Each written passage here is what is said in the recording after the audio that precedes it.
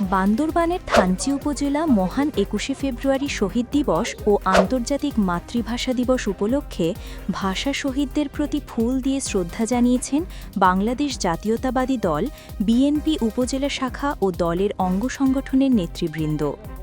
শনিবার ২১শে ফেব্রুয়ারি প্রথম প্রহরে কেন্দ্রীয় শহীদ মিনারে পুষ্পস্তবক অর্পণের মাধ্যমে ভাষা আন্দোলনের শহীদদের প্রতি গভীর শ্রদ্ধা জানান তারা। এই সময় জেলা পরিষদের সদস্য খামলাই ইমরোর নেতৃত্বে বিএনপি ও অঙ্গ সংগঠনের নেতাকর্মীরা উপস্থিত ছিলেন।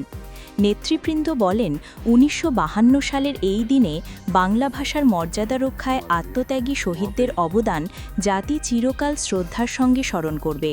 ভাষা আন্দোলনের চেতনা ধারণ করে গণতন্ত্র, অধিকার ও ন্যায়বিচার প্রতিষ্ঠায় সবাইকে ঐক্যবদ্ধ থাকার আহ্বান জানান তারা।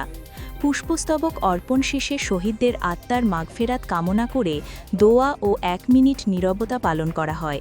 অনুষ্ঠানে উপজেলা ও ইউনিয়ন পর্যায়ের বিএনপি এবং অঙ্গ সংগঠনের বিপুল সংখ্যক নেতাকর্মী অংশগ্রহণ করেন।